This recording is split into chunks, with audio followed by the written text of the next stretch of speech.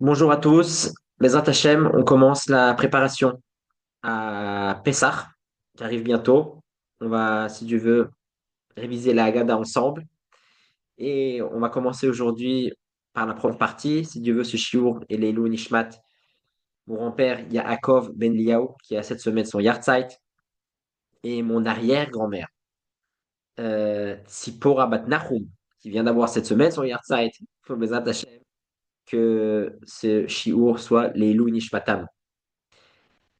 Tout d'abord, nous raconte, nous enseigne le Rav Hai Gaon un signe de liberté.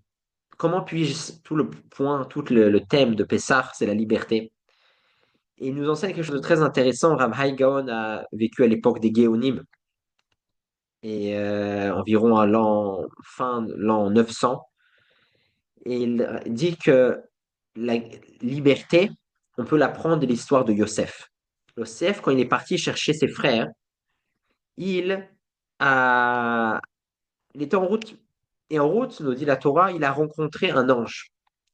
Et cet ange lui a dit, Mat Vakesh, qu'est-ce que tu cherches?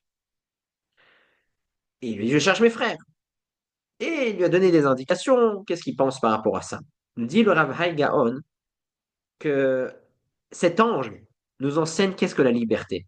La liberté, un signe de liberté, c'est quand j'arrive à demander aux autres, pas seulement à répondre, à réagir, mais à avoir l'initiative de demander aux autres, qu'est-ce que tu as besoin? Qu'est-ce que tu cherches? C'est très très rare de nos jours qu'on demande un service à quelqu'un. Dans le meilleur des cas, il nous répond. Mais comme ça, à froid, tu as besoin d'aide, waouh, c'est très rare. Et il nous dit le Rav Gaon, c'est ça la liberté. Ça, c'est un signe que je suis libre de mes soucis, de moi-même, que je suis pas esclave. J'arrive à me déconnecter de moi-même et à demander à quelqu'un d'autre. Lui, il m'a rien demandé. Mais je sens qu'il y a quelque chose. Moi, je vais vers lui et je lui demande, Mat et Vakesh, qu'est-ce que tu as besoin? Et donc, c'est dans ce sens que nous dit le Rav Hai Gaon, qu'est-ce que la liberté? La liberté, c'est quand j'arrive à me déconnecter de moi-même et arriver à s'intéresser aux autres. Évidemment, c'est très très difficile, mais Bezrat Hashem, qu'on puisse travailler sur ça. Et dans la même direction, on voit aussi par rapport à Moshe Rabbeinu, le passouk nous dit, Vaïgdal Moshe, Moshe a grandi, Vayar Elechav, Vayetze Elechav, Vayar Bisevlotav, il est sorti vers ses frères et il a vu leur souffrance. Nous disent les commentaires, uniquement parce que Moshe, il a grandi. Qu'est-ce que quelqu'un de grand? Quelqu'un de grand, c'est quelqu'un qui arrive à voir les problèmes des autres. Et ensuite, évidemment, les aider. Donc, c'est ça, vous attachez le premier point intéressant à voir de cette liberté avant de commencer la Haggadah. Être libre, c'est le point de la liberté, c'est savoir se déconnecter de soi-même. Et c'est très, très difficile, naturellement. On est tous, on a étudié dans le Tanya, on est tous connectés à soi-même, comme nous le veut l'âme animale. Mais on doit essayer un petit peu de se déconnecter de soi-même. Et c'est là qu'on arrive au niveau de la Géoula. Tout d'abord, un rappel historique par rapport à la Haggadah de Pessah. On sait que depuis l'époque, depuis Moshe Rabbeinu, jusqu'à l'époque du deuxième Beth Amikdash, jusqu'à la grande assemblée Anshe Knesset Agdola, la Haggadah était uniquement orale. Il n'y avait pas de texte, il n'y avait pas de livre.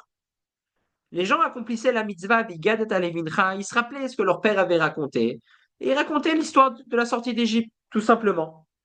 À l'image, d'ailleurs, de la Tfila. À l'époque, il n'y avait pas de sidour. Chacun priait du cœur de sa manière. Mais dès l'époque de Anshek Knesset Agdola, dès l'époque du deuxième Beth Amikdash, à ce moment-là, les Chachamim ont vu que on ne se rappelle plus de grand-chose, on a besoin de texte, on a besoin de structure, et c'est là qu'ils ont instauré le texte, le fameux texte de la Haggadah, et on voit ça dans les Mishnayot, dans le Talmud, que là, il y a déjà des références d'une certaine Haggadah, d'un certain texte, d'une certaine structure à lire et à passer. Et les premières Mishnayot, les premières Haggadot, pardon, qu'on a pu voir, c'est à l'époque des Géonim, environ l'an 500, de Rav Hai Gaon, Rav Amram Gaon, Rav Saadia Gaon, c'est eux qui ont avoir les premiers Agadotes complètes et sont très connus ensuite les Agadotes des Rishonim, l'Agada de Rashi, l'Agada de Rambam. À cette époque-là, donc environ, il y a environ 1000 ans, il y avait déjà des Agadotes totalement complètes comme on connaît jusqu'aujourd'hui. Avant de commencer la première étape de Kadesh, on va étudier quelques points importants par rapport à la Géoula, par rapport à la liberté. Spécialement lié à Eliyahu Hanavi d'ailleurs, on sait qu'Eliyahu Hanavi, Eliyahu le prophète, est un des personnages très très importants de la soirée du Seder.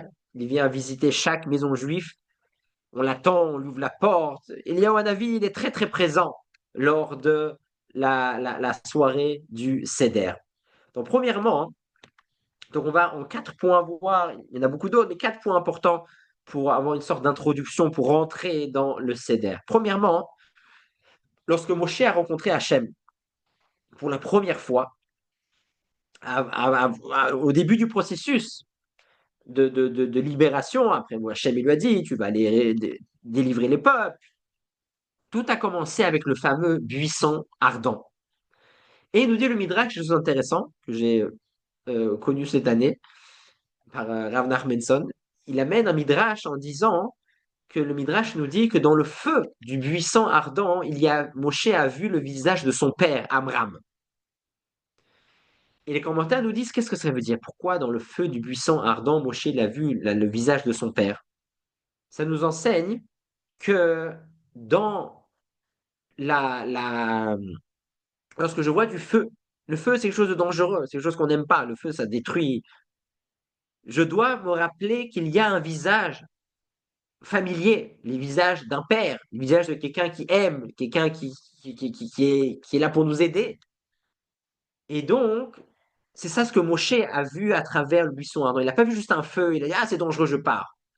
Et ça c'est la graine, le début de la Géoula. Le début de la Géoula, être libre, c'est savoir voir dans le feu, dans le danger, dans les problèmes, dans ce qui brûle, dans ce qui détruit, voir un visage familier, voir que derrière, en fait, il y a quelque chose de positif qui nous attend, il y a quelque chose de bien qui nous attend et pas s'arrêter au côté à l'aspect superficiel du feu destructeur, mais voir l'aspect positif. Et ce que Moshe, il a vu, il s'est pas enfui, il s'est rapproché, il a vu un visage positif dans le feu, dans cet élément destructeur d'une partie, d'un abord superficiel, il a vu le visage de son père. Donc ça, c'est le premier élément très important on peut se tester soi-même. Lorsque je vois un danger, quelque chose de négatif, je m'enfuis, j'ai peur, je crie au secours, je dis j'en peux plus, je me plains, ou alors je, ou alors je me rapproche, je me dis non, ça fait rien, il y a quelque chose de positif. Non,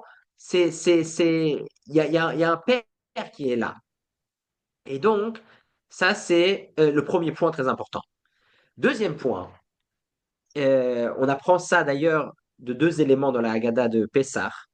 C'est que, premièrement, le nom de Moshe Rabbeinu n'apparaît pas dans la Haggadah de Pessah, à part une fois lorsqu'on cite un certain verset, alors que Moshe est l'homme de la Haggadah. Quand bien même, il n'apparaît pas du tout dans la Haggadah. Et de là, on apprend que être libre et vivre avec la Géoula, vivre avec la délivrance, c'est lorsque je m'oublie. Je ne pense pas que à mon intérêt, pas que à moi-même, pas que à mon rêve, pas que à ma structure, à ce que j'avais prévu. Je sais me déconnecter de moi-même, comme mon cher Rabbeinu. Il n'apparaît pas dans la Haggadah. Là, à ce moment-là, je suis quelqu'un de libre. Là, je suis à un moment-là lié à la sortie d'Égypte et lié à la délivrance future de Mashiach. Et c'est d'ailleurs aussi la raison de laquelle que le vers d'Eliyahu Hanavi, le 5e vers, est un vers que d'après la coutume Chabad, on ne le boit pas. On le verse, mais on ne le boit pas. Car le 5e vers de Eliyahu Hanavi représente la délivrance finale, représente non seulement la sortie d'Égypte, comme les quatre premiers vers sont le symbole, sont liés à la sortie d'Égypte. Je t'ai délivré, je t'ai sorti, je t'ai pris. Ça, c'est les langages qui sont liés aux 4 premiers vers. Le 5e langage qui est connecté à Eliyahu Hanavi, et je t'amène en terre d'Israël. La délivrance. Pour ça, c'est un verre qu'on ne boit pas. On ne gagne pas de ça. Quelqu'un qui veut, qui cherche son intérêt, il vit pas avec Mashiach. Il vit pas dans la délivrance. C'est dur. On vit naturellement, on cherche tous notre intérêt. On fait ça toute la journée. Alors, on n'est pas dans la Géoula. On doit savoir se déconnecter, chercher qu'est-ce qu'Hachem il veut, qu'est-ce que la vérité il veut, à quoi je peux être, à quoi je peux servir. Là, à ce moment-là, je vis dans la Géoula. Mais si je suis que à chercher mon intérêt, même si c'est des intérêts positifs, je ne suis pas encore dans la Géoula. Le cinquième verre d'Eliyahu est un verre qu'on ne boit pas, est un verre pas de profit. Là, je vis avec Eliyahu Hanavi. Là, je vis avec la vraie rédemption. Donc ça, c'est le deuxième point, ne pas se concentrer sur moi, soi-même, comme Moshe qui n'apparaît pas dans la Haggadah, et comme le verre d'Eliyahu Hanavi qu'on ne boit pas. Troisième point, qui est un signe de délivrance, un signe de Géoula, on apprend aussi de Eliyahu Hanavi. Eliyahu Hanavi a eu une vie très, très difficile. On l'a étudié. Il y avait beaucoup de gens qui étaient contre lui. Il avait même le roi, même la reine, même certains prophètes. Il était en danger, il n'avait plus à manger, il devait se cacher. Quand même, Eliyahu Hanavi est resté lui-même. Il est resté tel qu'il est, avec sa propre mission. Il n'a pas essayé de faire plaisir à tout le monde, d'être là pour que les gens il l'aiment. On n'est pas arrivé dans ce monde pour être populaire. On n'est pas là pour être aimé par tous. C'est pas ça le but. Eliyahu Hanavi, il n'était pas aimé par tous. Beaucoup de gens ne l'aimaient pas. Mais il a fait sa mission. Et Eliyahu Hanavi, c'est lui qui nous amènera à la Géoula. C'est ça, la Géoula, c'est faire ce que je dois faire. Point. On m'aime pas, on m'apprécie, on m'adore pas. Ça fait rien. Tant que honnêtement, je sais qu'est-ce que je dois faire, je sens qu'est-ce que je dois faire et je le fais d'une manière correcte, s'il y a des gens qui vont pas aimer, bah, ça fait rien, ils m'aiment pas. Et donc ça, c'est très très important, hein. Être soi-même, c'est ça la liberté. Être moi-même. Ok. Pas attendre les confirmations et les applaudissements de tous, comme Eliyahu Hanavi nous l'enseigne dans son histoire, qu'il a fait sa mission. Finalement, Eliyahu Hanavi, il est éternel. Jusqu'aujourd'hui, il vit. Eliyahu Hanavi, il va partout parce qu'il est rentré dans une autre dimension. Il n'était pas là pour faire plaire aux gens, pour se sentir bien. Il était là pour faire ce qu'il doit faire. Et quatrième point, c'est vivre dans la Géoula, vivre dans la liberté, c'est tout simplement faire le maximum que je peux, là où je suis, comme je peux. Des fois, on a des buts, on a des plans, on a des rêves, on a des attentes. Et quand ça n'arrive pas, on est bousculé, on est perturbé, mais qu'est-ce qui c'est pas comme je veux. On n'est pas là pour atteindre nos buts. On est là pour faire le meilleur qu'on peut dans la situation dans laquelle je suis. Et on apprend cette règle-là de faire le maximum là où je peux. Si je fais le maximum, mais vraiment, d'une manière honnête, le maximum là où je suis, alors je suis dans la liberté, je suis dans la Géoula. Mais si, alors, comme j'arrive, je ne veux pas réussir à arriver là où je veux, comme je ne suis pas comme j'aurais pensé, alors j'arrête, alors je fais rien. Comme Irene Runge, une amie du Maître Abad, m'a envoyé une phrase très intéressante. Elle m'a dit que l'intelligence, c'est pas d'attendre que l'orage passe. L'intelligence, c'est de savoir danser sous la pluie. C'est-à-dire attendre que l'orage passe. Ah, j'attends, ok, là je suis pas là où je veux, j'attends. T'attends. Non, ça va pas. Si tu es là, s'il y a l'orage, c'est qu'il faut qu'il y ait l'orage. Alors danse. Débrouille-toi à danser dans la pluie. Attendre la situation idéale, attendre le moment que j'aurais voulu. Non, là où je suis, c'est idéal. On est tous là où on est, là où Hachem il veut. C'est pas comme j'aurais voulu, c'est pas ce que je veux. Alors, fais ce que tu peux, et c'est tout. Et ça, c'est lié aussi très profondément au vers d'Eliyahu Hanavi. Le Gaon de Vilna nous dit qu'il y a dans le Talmud, dans la Gemara, deux avis à propos du cinquième vers. Un certain avis nous dit, le cinquième vers, le vers d'Eliyahu Hanavi, on le boit. Et certaines coutumes, je pense, le boivent. Certaines autres coutumes nous disent, on ne le boit pas. On ne le boit pas, ce verre. Et donc, d'après la coutume Chabad, qu'est-ce qu'on fait? On fait le maximum pour, d'une certaine manière, accomplir les deux avis. On verse le verre d'Eliyahu Hanavi, mais on ne le boit pas. On ne boit pas le verre d'Eliyahu Hanavi. C'est-à-dire, on fait le maximum qu'on peut. On essaye de faire le maximum dans la situation dans laquelle je suis. Alors, on peut pas faire tout. On peut pas tout faire. On peut pas être de partout. Là, maintenant, je suis là, je fais le maximum que je peux. Et ça, on apprend aussi d'ailleurs de la sortie des femmes, les femmes en Égypte. Il y avait le décret de tuer tous les garçons et les hommes ne voulaient plus avoir d'enfants. Et ben voilà, les enfants qu'on va avoir, on va les tuer, ça sert à rien d'en avoir.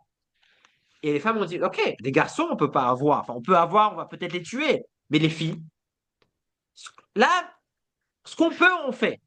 On n'est pas là pour être parfait. On n'est pas là pour arriver là où on veut. On est là pour faire le maximum dans la situation dans laquelle on est. Et à ce moment-là, c'est un signe que je vis la Géoula, je vis la sortie d'Égypte, je vis la rédemption. Donc ça, c'est les 4 points qu'on va résumer avant de commencer la Haggadah d'une manière concrète. Premièrement, vous, comme Moshe Rabbeinu qui a vu le visage de son père dans le buisson ardent, c'est-à-dire voir quelque chose de positif dans les choses négatives, dans les choses brûlantes, dans les choses dangereuses. Deuxièmement, se mettre de côté, être là pour accomplir la mission et pas pour gagner quelque chose, comme le verre d'Eliyahu Hanavi qu'on ne boit pas, comme Moshe qui n'apparaît pas dans la Haggadah.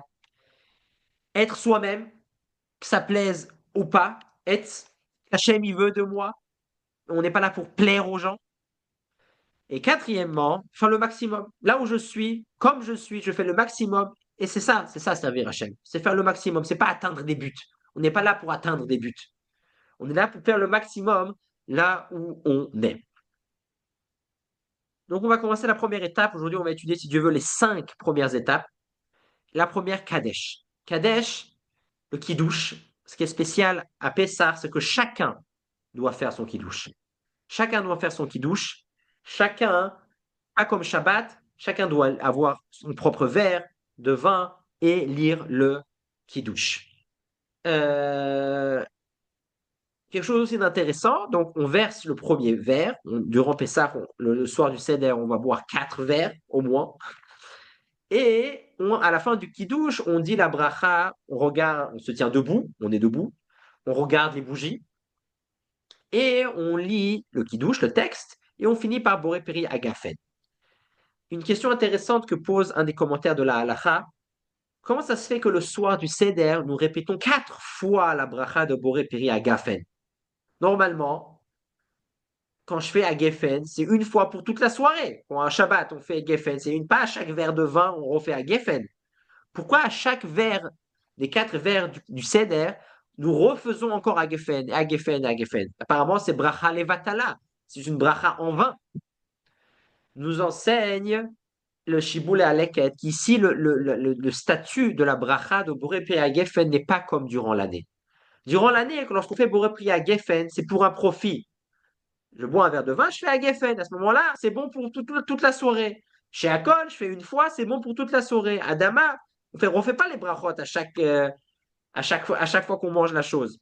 Mais le soir du Seder, les 4 verres de vin, il s'agit ici d'une mitzvah. C'est la bracha de la mitzvah.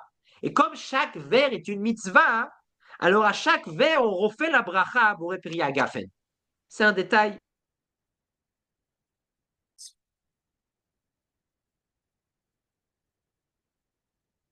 Le soir du Seder. Donc ça, c'est pour le kiddush. Deuxième étape, urchatz. Urchatz, on va se laver les mains. 1, 2, 3, 1, 2, 3. Mais cette fois-ci sans bracha, car le but de ce urchatz, c'est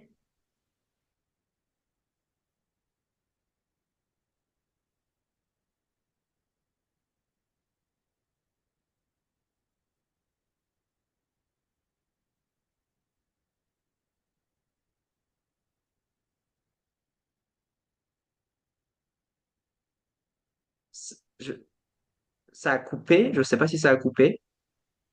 Si ça a coupé. Ah, mais là, c'est bon. C'est bon, c'est Ah, ça, ok, c'est ok. bon. On est de retour. Euh, donc, le Kadesh. Pardon, urchatz, on se lave les mains.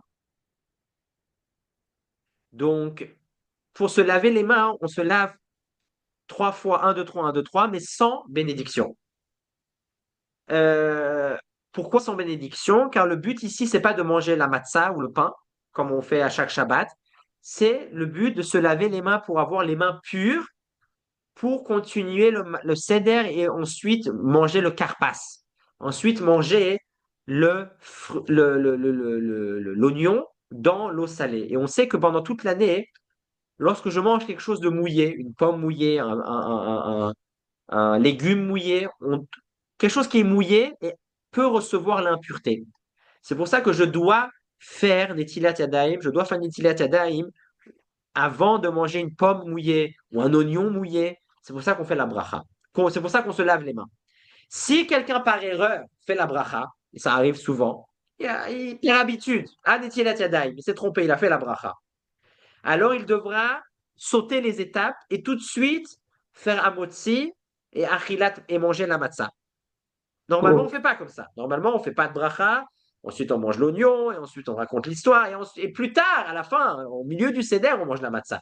Mais si quelqu'un, par erreur, il a fait Nitilat Yadayim, il a fait la bracha, alors il devra tout de suite manger la matzah et ensuite revenir à l'étape du karpas.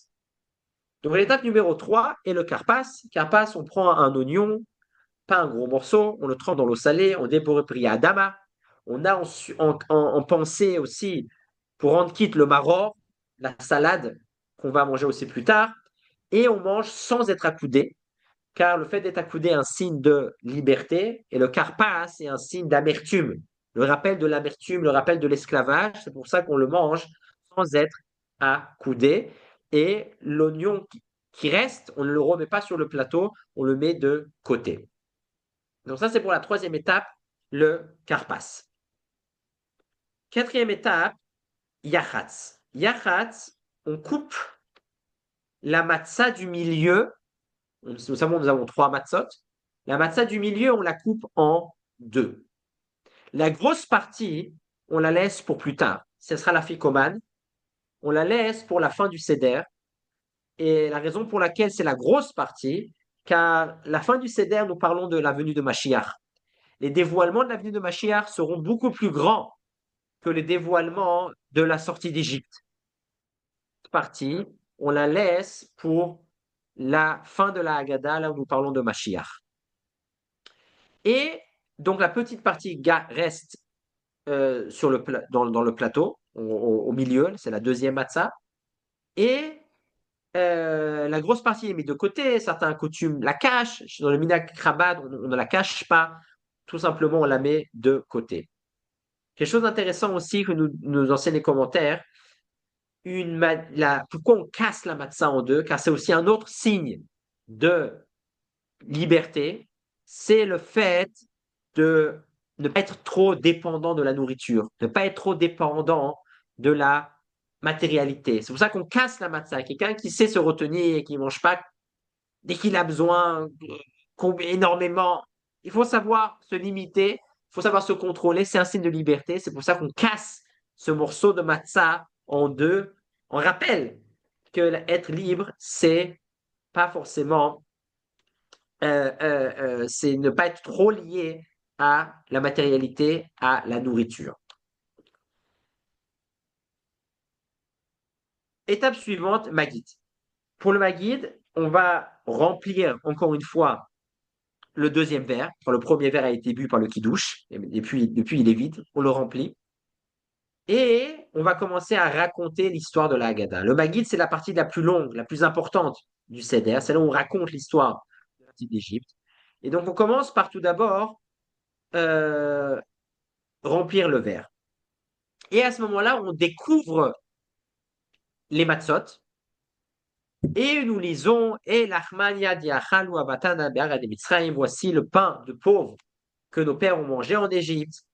Kol dirfin yete beyechol, tous ceux qui veulent, qui veuillent, qui viennent et se joindre à nous pour le seder.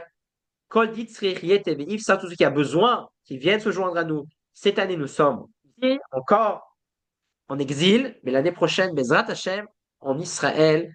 Cette année, nous sommes encore esclaves. L'année prochaine, nous serons véritablement libres. Premièrement, on commence avec une action de chesed, de bonté, d'inviter des gens et venez, celui qui a besoin. Car Hachem, il faut se rappeler, nous a aussi délivrés par bonté. On n'était pas forcément méritants. Quand même, il nous a délivrés. Donc nous aussi, on fait un acte de bonté. C'est le début du Seder.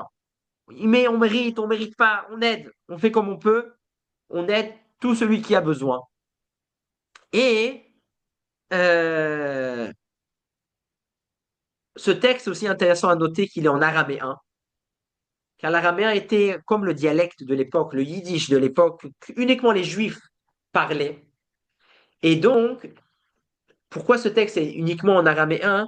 Les commentaires nous disent car les chachamim qui ont écrit la Haggadah ne voulaient pas que tout le monde comprenne qu'on se souhaite l'année prochaine être à Yerushalayim, l'année prochaine avec Mashiach, l'année prochaine qu'Israël nous appartienne, car à l'époque de la constitution de la Haggadah, on n'était pas vraiment, on était en Israël, mais Israël, on était sous autorité, tout le deuxième Beth Amikdash, et on était sous l'autorité des Romains, sous l'autorité des Goïms, pas comme le premier Beth Amikdash. À l'époque de Shlomo, on était vraiment les chefs en Israël. Dès le deuxième Beth Amikdash, on n'était plus les chefs, donc on se souhaite l'année prochaine, on soit vraiment chez nous. Et donc, c'est une forme de rébellion. Et donc, les Chachamim ne voulaient pas que les gens vont comprendre, ah, on veut se rebeller, on veut être chez nous, on veut être indépendant. C'est pour ça qu'on reste discret et on prononce ce texte en araméen, le langage que uniquement les Juifs comprenaient à l'époque pour ne pas réveiller l'ours, comme on dit, pour ne pas que les non-Juifs, les autorités romaines de l'époque prennent peur. Et on continue avec la deuxième partie du Maggid, partie très importante, la partie du Manishtana. Les fameuses 4 questions terre cette soirée des autres soirées. Premièrement, la première partie du Manishtana, on nous dit normalement on trempe combien on veut dans la sauce, on peut tremper combien on veut. Le soir du Seder, on a 2 trempages, matbilim. On trempe le karpas, l'oignon dans l'eau salée. Et on trempe le maror aussi dans le harosset 2 fois. Ça, c'est spécial. Première question. Deuxième question, on peut manger matzah et chametz. Ce soir, que matzah. Troisième question, on mange comme on veut, assis, accoudé, comme on veut. Ce soir, spécialement, on est accoudé. Dernière question, en habitude, on mange les légumes qu'on veut. Ce soir, spécialement, on mange du maror. À l'époque du Beth Amikdash, il y avait une cinquième question, que normalement, la viande, on la mange comme on veut, cuit, grillé, comme on veut. Le soir du Seder, on mange spécialement la viande grillée. Corban Pessah était grillé. C'était aussi spécial. Mais aujourd'hui, comme malheureusement il n'y a pas encore de Corban Pessah, nous n'avons pas cette question dans notre Haggadah. Quelque chose d'important par rapport à ça, que la première question traite des coutumes. Tremper, c'est une coutume. La matzah, chametz, c'est une obligation. Pourquoi commencer spécialement avec la coutume et ne pas parler au début du Manishtana de ce qui est essentiel? Nous dit la Chassidou, nous dit le Rabbi dans une sikha, de là on voit l'importance des coutumes. C'est vrai, tremper le karpa, c'est une coutume, c'est pas une mitzvah. Les coutumes sont très très importantes. Les coutumes sont mises en premier lieu, car c'est ça qui nous marque, c'est ça qui renforce notre identité. Les coutumes, c'est quelque chose à se rappeler. Autre élément très important, une question intéressante, dans le Manishtana, on ne parle pas des 4 verres. En général, on boit le nombre de vins qu'on veut. Le soir du Seder, on voit 4 verres. Pourquoi cette question n'apparaît pas? Les commentaires nous disent car à l'époque, on buvait beaucoup de vin, même plus qu'aujourd'hui presque. Donc c'était oui habituel aussi de boire 4 coupes, 5 coupes. C'était pas spécial. Du fait que c'était pas spécial, ce point-là n'apparaît pas en tant que question. Donc on va résumer ce qu'on a étudié aujourd'hui. Premièrement, l'évolution de la Haggadah à travers le temps. Au début, il n'y avait pas de texte. C'était chacun comme il veut, comme il peut, comme ce qu'il rappelle. Mais à l'époque du deuxième Beth Amikdash, les Chachamim ont écrit une Haggadah avec une structure et un texte que tout le monde lit jusqu'aujourd'hui. On a vu les 4 éléments de liberté. Premièrement, comme Moshe Rabbeinu a vu son père dans le feu, se rappeler du positif, même dans les situations difficiles, même dans le feu, s'oublier un peu soi-même, euh, se mettre son programme un peu de côté pour ce qu'Hachem y veut. Troisièmement, être soi-même, être là pour faire sa mission, peu importe, on n'est pas là pour plaire à tout le monde, comme il y a un avis, et faire le maximum. Être libre, c'est faire le maximum de ce que je dois faire, là où je suis. À ce moment-là, je sers Hachem d'une manière libre. Je ne suis pas esclave de mes programmes, de mon plan, de ce que j'aurais voulu faire. Non, on est là pour faire. Le faire le maximum qu'on peut. C'est tout. Point barre. Ça, c'est 4 éléments de liberté qu'on peut apprendre des Wanavi, comme on a vu, ou de Moshe Rabbeinu, etc. Et les 5 premières étapes, premièrement, Kiddush. On fait le Kiddush, chacun, tout le monde, debout. On dit pour à Geffen. Ou Khatz, on se lave les mains sans bracha. Karpas, on mange l'oignon dans l'eau salée. Yachatz, on coupe la matzah en deux. Et Magid, on commence le récit de la